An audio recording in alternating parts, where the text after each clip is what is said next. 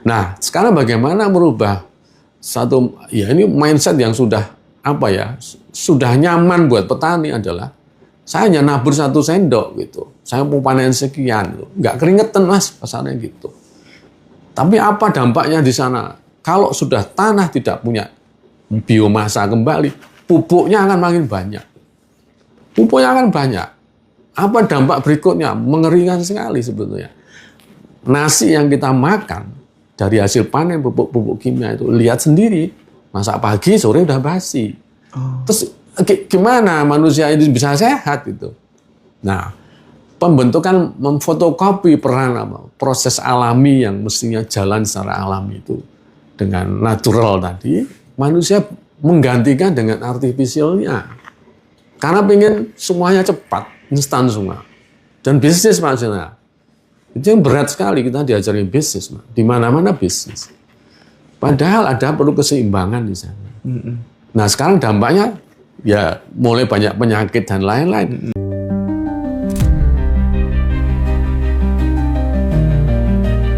Enlightenment seorang Nabi Muhammad ini kaitannya ternyata sama kemanusiaan gitu. Perjalanan cerita itu sampai di dunia dewasanya itu udah masuk pelajaran filsafat, Indra. Spektrum ateis itu beda, dari mulai ateis yang paling santai sampai ateis yang paling radikal juga Iya, ada.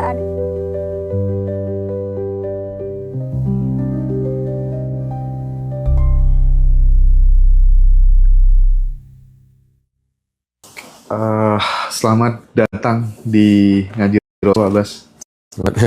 Terima kasih sudah meluangkan waktunya untuk mampir menyapa sahabat-sahabat di Ngaji Rasul.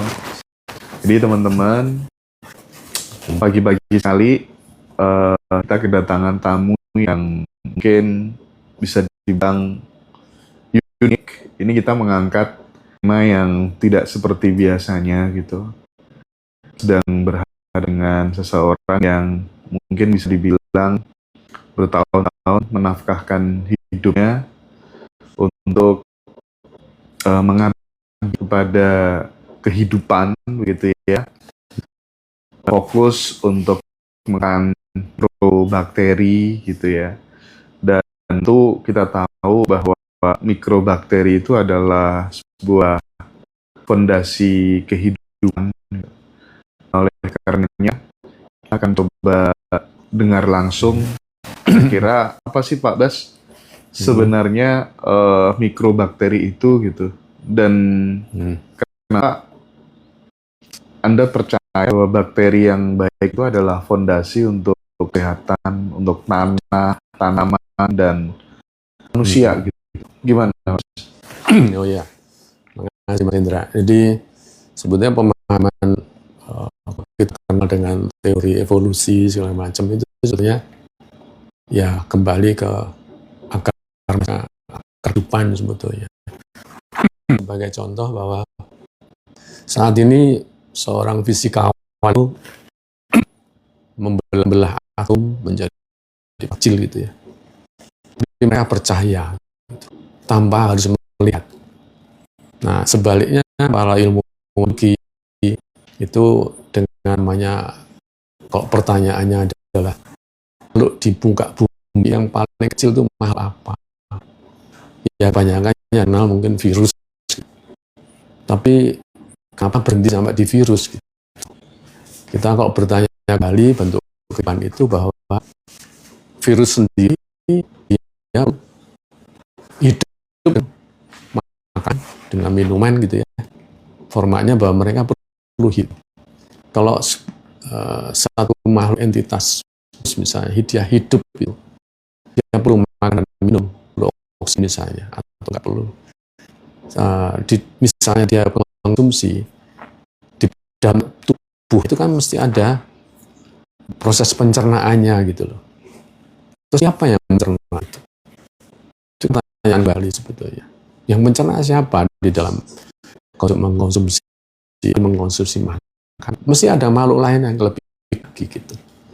Dan kami percaya bahwa makrokosmis dan mikrokosmis itu memang satu cerminan gitu dalam tubuh kita, sebut mikrokosmos itu. Tapi siapa yang hidup di dalamnya? Tubuh kita sendiri. Dan tubuh kita sendiri adalah kumpulan dari makhluk-makhluk kecil ini gitu. Sepengetahuan kami dengan baca referensi bahwa saat manusia lahir itu ada lebih mungkin dari 10.000 jenis mikrobakteri di tubuh. Ada bakteri yang bakteri tadi sebetulnya fungsinya adalah menghasilkan enzim-enzim gitu ya, yang sangat diperlukan oleh tubuh itu. Kalau pertumbuhan manusia dari janin, bahwa mereka itu disusun dari susunan makhluk kecil ini, ya satu sel sperma dan ovum ya, bertemu gitu. Kenapa mereka bisa hidup menjadi satu sel? Ada yang membentuk telinga, ada yang membentuk jantung, dan lain-lain. Siapakah yang membentuk itu gitu? Nah, peran itulah yang kita harus sadari bahwa di dalam makhluk-makhluk kecil itu sendiri itu mempunyai titik-titik apa ya, sumber-sumber kehidupan sendiri gitu. Kalau semisal fisikawan melihat bahwa partikel yang paling kecil adalah apa dibelung neutrino atau apa yang tidak punya massa tapi hanya membentuk energi saja. Siapakah itu? Karena mereka tidak bisa melihat dan mereka mempercayai bahwa energi itulah yang membuat suatu bentuk kehidupan. Makanya fisikawan bilang partikel Tuhan sebetulnya. Tapi kenapa dari peneliti biologi nggak pernah mencari tahu bahwa makhluk yang paling kecil itu apa sebetulnya? Karena mereka berdasarkan alat untuk melihat. Fisikawan tidak perlu melihat, tapi orang-orang biologi perlu melihat. Makanya peran dari makhluk kecil ada yang mikroorganisme, ada mungkin juga nanobakteri, gitu. Bisa juga pikobakteri, kita nggak tahu itu. Nah, mereka bekerja sama untuk memberikan kehidupan di semesta ini. Itu yang kami anggap penting. Gitu, Mas. Terus mungkin ini Pak Bas bisa di breakdown bagaimana Pak Bas mengembangkan kultur bakteri ini gitu. Apakah semacam kayak apa ya, bisa dibilang fermentasi atau mungkin ada teknologi yang mungkin lebih kompleks gitu? Oke. Ya, sebetulnya kami ini, saya juga nggak punya basic pengetahuan biologi lah. Kami juga dari orang-orang teknikal gitu ya. Tapi kebetulan kami punya tim yang memang awalnya tahun 2000 awal Pak. Mereka tuh mencari tahu bentuk panggilan tadi itu sebetulnya makhluk-makhluk kecil ini memang punya peran memberi makan yang pertama kali. Tapi bagaimana tim kami ini mau mengembangbiakkan? Kalau dari penelitian bahwa banyak ahli biologi itu mencoba mengumpulkan bakteri-bakteri baik sebetulnya. Dijadikan satu dan untuk dikembangbiakkan, untuk dimanfaatkan. Tapi dalam kenyataannya mereka juga tidak mudah mendamaikan mereka. Nah, tim kami ini mencoba juga begitu. Dia ambil bakteri-bakteri dari tempat yang daerah suhu tinggi, yang dingin, yang dikerjakan manusia dengan mungkin di dapur dan lain-lain, itu semua adalah peran-peran bakteri tadi. Karena rupanya peran ini adalah makhluk pengurai sebetulnya. Makhluk pengurai inilah yang memberi makan pertama kali. Jadi bentuk-bentuk renik-renik misalnya bangkai, bagaimana bangkai itu harus kembali ke tanah. Itu ya perannya makhluk kecil ini ya untuk mengurai. Gitu. Dia akan dikembalikan lagi ke tanah. Itu yang dikembalikan adalah bentuk fitrah aslinya. Gitu. Nah, manusia ini justru sebaliknya menggali dari tanah untuk diekstrak menjadi macam-macam material yang untuk kebutuhan manusia. Tapi lupa apa yang sudah diekstrak, bisa nggak manusia mengembalikan lagi menjadi tanah? Gitu. Semua dari tanah memang. Nah, tanah ini adalah kumpulan dari mikrobakteri itu. Kami mencoba mengembangbiakkan, menggabungkan bakteri-bakteri tadi, supaya mereka bisa nggak berdamai. Nah, disitulah kami coba menemukan bahwa titik kedamaian itu ada di mana sebetulnya? Ya kita harus mengikuti hukumnya Sang Pencipta. Kalau makhluk-makhluk kecil ini bisa berkomunikasi sebetulnya. Secara saintifik ada, namanya microbe talk. Nah, microbe talk itu mereka bisa berkomunikasi. Contoh berkomunikasi yang paling sederhana saat kita makan, bahwa bakteri yang ada di mulut, kalau tahu bahwa makanan itu ada racunnya, berbahaya buat tubuh, dia akan memberikan tanda di sana. Kalau udah masuk di lambung dan seterusnya, tolong segera dikeluarkan. Karena berbahaya dengan tubuh. Makhluk kecil inilah yang memang bertugas untuk menjaga tadi. Nah, menjaga tadi sebetulnya ada perannya siapa? Ya perannya dari jiwa sendiri, jiwa manusia itu. Gitu. Makanya saya bilang untuk kita kumpulkan. Nah, semangatnya adalah saya memberikan contoh sederhananya adalah kalau manusia ini sendiri mereka itu punya semangat saling mengasihi, makhluk kecil juga sama. Nah, kami mengembangbiakkan ini hanya punya semangat Anda, kalian, makhluk-makhluk kecil ini juga bisa bekerja sama, saling mengasihi, saling menjaga, saling melindungi, saling menghidupi gitu. Ternyata mereka bisa hidup bareng. Walaupun dengan macam-macam bakteri yang dikatakan manusia saat ini itu berbahaya. Contohnya kalau kita kenal dengan bakteri E. coli gitu. E. coli dari kotoran sapi itu banyak sekali, ribuan. Itu dalam satu tetes saja, bisa ribuan. Tapi dengan untuk ribuan, kalau saya tes air minum ada E. coli sekian ribu, jangan diminum. Karena akan menyebabkan dia diare. Nah, tapi kenapa yang kami kembangbiakkan ini yang asalnya dari kotoran sapi? Yang puluhan ribu, mungkin ratusan ribu jumlahnya dalam satu tetes. Kalau saya konsumsi, saya tidak diare. Karena apa? Seperti kami punya komunikasi gitu. Ada hubungan sebetulnya. Tubuh kita sendiri ada namanya E. coli. Yang membusukkan makanan di usus juga E. coli. Tapi kenapa kalau berlebih, dia kok kita bilang itu diare. Jangan minum air yang mengandung E. coli, nanti akan diare.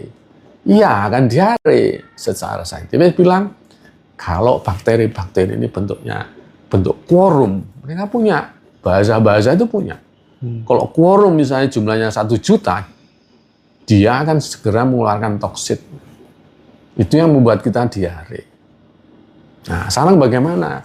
Kok saya minum sekian banyak, kenapa saya nggak diare? Seolah-olah kami juga mengajarkan mereka berkumpul untuk saling menghidupi loh ya. Jadi kalau saya minum, Mas, dia tidak akan mengeluarkan toksit. Karena dia tidak akan mengganggu untuk itu. Nah, semangat itulah sebetulnya kami ingin sekali. Bahwa makhluk kecil-kecil ini juga punya semangat yang sama dengan kita. Gitu, Mas. Nah, secara tidak langsung sebenarnya Pak Bas itu ingin mengatakan bahwa makhluk pertama sebenarnya adalah bakteri. Betul. Oke. Mikrobakteri. Ya. Loh, cuma jenisnya itu ukurannya yang satu, ada yang 1 mikron, ada yang mikro, ada yang nano, banyak sekali, Mas. Ya itu yang disebut dengan tak terbatasnya Sang Pencipta. Di mana Pak Bas letak kesalahan terbesar dunia modern di dalam aku ingin masuk ke misalnya kayak kita tahu ya, saya menghadirkan Pak Bas di sini kan salah satunya untuk merevolusi dunia pertanian kita gitu. Karena saya curiga jangan-jangan ya nanti ke depan sekarang semua elit globalnya tokoh-tokoh itu kan tokoh-tokoh orang-orang kaya di dunia kan semuanya kan hijrah ke pertanian gitu kan, beli tanah banyak-banyak gitu kan. Jangan-jangan nanti untuk bakal ada kelangkaan pangan dan lain sebagainya dan seterusnya kan kita nggak tahu. Tapi yang jelas mereka kan biasanya selalu jadi yang paling pertama gitu kan, yang paling pertama gitu. Nah, bagaimana kesalahan terbesar dunia modern dalam memperlakukan tanah dan makanan atau pangan gitu Pak Bas? Oke, ya sebetulnya ada hal-hal yang didorong oleh manusia itu adalah tentang hal-hal instan sebetulnya. Sebetulnya kebutuhan instan itu kan memang didorong dengan populasi manusia yang pertumbuhannya yang dahsyat gitu ya, dalam artian kebutuhannya juga akan meningkat. Keterdesakan itulah yang membuat manusia bagaimana memberikan kebutuhan pangan gitu loh. Nah, dengan semangat tadi ya untuk instan gitu ya, untuk memberikan hal yang bisa produktif dan lain-lain, ini memberi makan manusia itu bagaimana mereka akan berusaha bagaimana meniru sebetulnya. Kalau alam atau tanaman itu hanya pupuk dasar, makanan dasarnya pupuk NPK misalnya. Mereka menggantikan gitu loh. Padahal NPK di alam sekitar kita ini sudah ada sebetulnya. Tapi ingin bahwa udah instan aja lah, daripada saya harus ngunyah nasi 1 piring misalnya, ya cukup 1 pil aja kita makan, sudah cukup gitu. Nah, hal seperti itu memang ada hal bisa sifat keterdesakan ya, supaya praktis dan lain-lain itu. Nah, Dan mindset-nya udah kayak gitu ya? iya. Tapi di balik itu ada loh Pak yang mendorong supaya larinya ke materialisme gitu loh.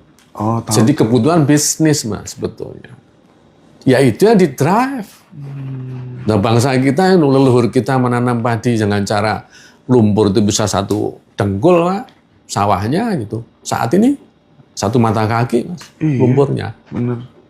Itulah hasil karya bahwa pupuk-pupuk kimia ini yang tidak diajarkan, mohon maaf saya bilang secara matematis gitu. Kalau kita mau panen 1 pohon itu 10 kilo, kenapa nggak diberi makannya ya 10 kilo? Anak kita ini tumbuh Pak, kan tidak dengan air saja. Ada masa yang harus diberikan ke anak kita. Tanaman juga sama, makhluk hidup itu. Mau panen 10 kilo minimal ya diberi makannya 10 kilo. Jadi tanah itu sebetulnya hanya sebagai tempat, Pak. Cangkangnya tempat singgah. Nah, kami ingin merubah mindset petani. Jangan kau menabur 1 sendok pupuk, pengen panen 10 kilo. Itu hukum apa yang terjadi? Ya, di balik itu sebetulnya adalah tentang keterdesaan yang larinya ke bisnis, Mas. Konsekuensi logisnya apa ketika kemudian tidak imbang? Itu kan jelas karena apa ya? Aku melihatnya karena greedy gitu ya. Okay. Karena keserakahan gitu ya. Nah, itu konsekuensinya apa untuk si tanah itu sendiri? Nah, tanah sendiri, kalau saya sebut generiknya itu biomasa. Biomasa itu adalah ya massa dan energi itu kan satu kesatuan yang nggak bisa dipisahkan. Dia tetap jumlahnya gitu. Kalau satu lahan itu hanya nebar pupuk satu sendok misalnya atau 1 kuintal gitu. Mau panennya 1 ton misalnya.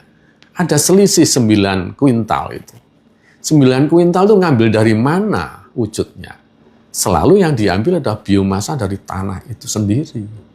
Kalau tadi lumpur padi dulu zaman kita, orang-orang tua kita 1 dengkul, lama-lama juga akan habis biomasa yang ada di tanah itu. Makanya gersang sekali tanah itu. Ya. Jadi seperti pasir semua. Terus kita udah lihat sendiri loh saya katakan. Nah, sekarang bagaimana merubah ya ini mindset yang sudah sudah nyaman buat petani adalah saya hanya nabur 1 sendok gitu. Saya mau panen sekian, gitu. Nggak keringetan Mas pasarnya gitu.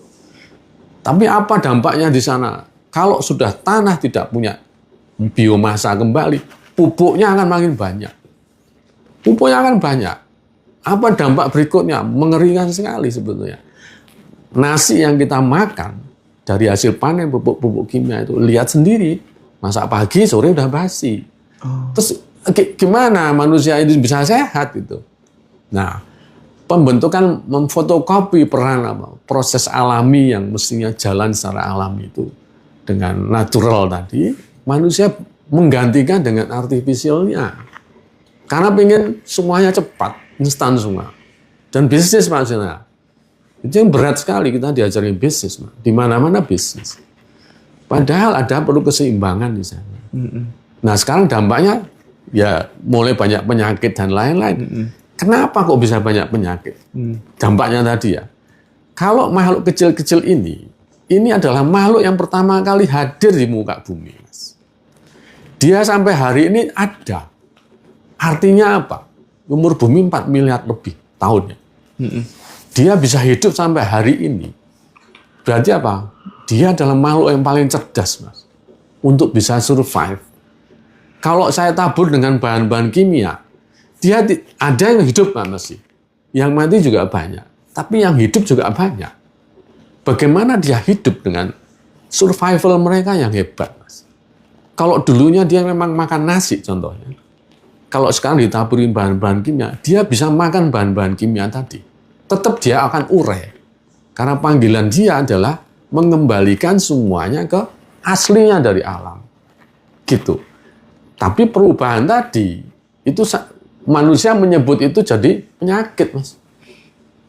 Ya karena jadi hama, jadi kasarnya gitu. Saya ambil contoh aja. Kalau padi diserang tikus, Mas. Ya. Kenapa padi diserang tikus hanya tempo semalam, Mas? Habis, Mas, semua. Kalau kita kembali lagi kita tanya bahwa renik-renik di dalam tanah tadi, mereka kekurangan makanan. Terus kenapa yang datang kok tikus sampai ribuan?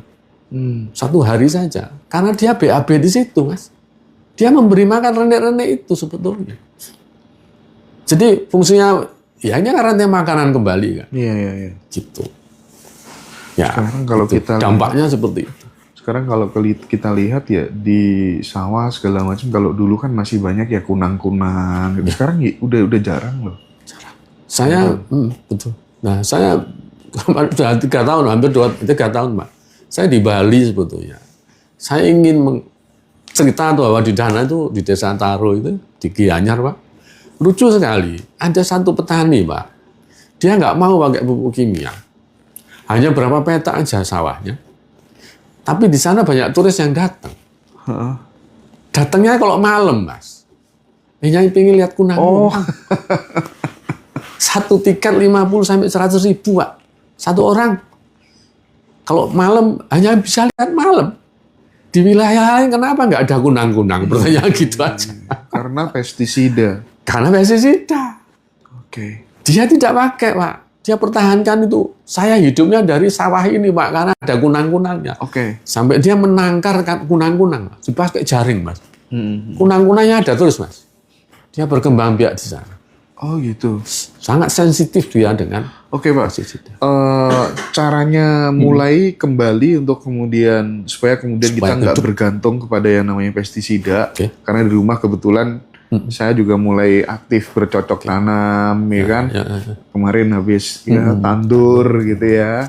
Nah, gimana sih untuk merubah mindset itu, apa yang bisa dilakukan kan? Karena bagaimanapun juga kan, aduh nanti panennya dikit kalau nggak ada pestisida segala macam, gimana Pak? Betul. Ya itulah yang sudah diformat sebetulnya dengan mindset bahwa proses-proses instan itu ternyata tidak memberikan satu bentuk hal sustainability, keseimbangan yang berkelanjutan. Kalau kami mengenalkan dengan bakteri ini juga sebetulnya ada keistimewaan yang kami coba kembang biakan, karena dalam satu tetes ini sebetulnya ada tunjukin dong Pak, kan ada sudah bikin 3 apa tuh? Nah, salah satunya itu dia. Ya sebetulnya ini ada bentuk untuk pertanian sama peternakan. Saya ada mereknya sebetulnya, ini bebas buat kami, namanya biocompound. Itu yang ini namanya probiotik kita. Probiotik ini untuk khusus dikonsumsi manusia. Ya saya mohon maaf kalau sampai hari ini pun saya tidak ngurusi tentang sertifikasi. Karena kami ingin praktikal saja. Iya. Oke. Sertifikasi itu sama seperti bentuk hal-hal keterikatan dalam bisnis sebetulnya. Saya ingin menghindari itu, Pak. Contoh saja, Pak, dibilang bahwa hari ini banyak petani pengen pertaniannya organik. Saya juga ingin merubah, Pak, mindset itu. Organik itu bagaimana? Ya hasil dari uji lab, Pak. Disebut organik gitu. Saya ke Desa Petak di Gianyar juga di Taro juga sama. Bapak mengatakan ini padi organik dasarnya dari tes lab saja. Coba kita kembali ke alam saja. Apakah di sawah subak Bapak itu adakah capung? Adakah kupu-kupu? Adakah belut, Pak? Yang terakhir, adakah kunang-kunang? Kalau itu tidak ada hewan itu, bagaimana Bapak menyatakan itu organik? Gitu loh. Gimana kalau sekarang saya balik? Saya nggak perlu sertifikasi dengan lab-lab tadi, Pak. Ada badan sertifikasi. Gimana saya tunjukkan? Ya disurvei aja, Pak. Ada kunang-kunangnya nggak di situ. Kalau ada kunang-kunang, artinya dia organik. Gitu. Nah, sekarang produk-produk ini kenapa saya coba kenalkan? Untuk mengembalikan kembali bahwa ini adalah bentuk konsorsium mikroorganisme lokal. Konsorsium itu gabungan dari banyak jenis, ratusan jenis bakteri baik yang dia tugasnya adalah mengembalikan bentuk fitrahnya alam itu, tanah itu sendiri. Jadi kalau saya menanam sekarang ini, saya tidak perlu tanah, Mas. Saya hanya perlu biomasa. Sampah-sampah organik yang sekarang jadi masalah, ayo kita solusikan dengan cara ini, tapi langsung dipakai buat pertanian. Ngapain saya bingung dengan pupuk kimia? Itulah bentuk ketakutan manusia sekarang, petani sekarang. Iya. Karena sangat tergantung dengan tadi Sudah, teknologi. ibarat agama tuh udah terdogma gitu. Udah tercengkeram dengan Iya, format itu. oke. Kayaknya kita harus mulai mencoba Change. ini ya. Mulai berubah gitu.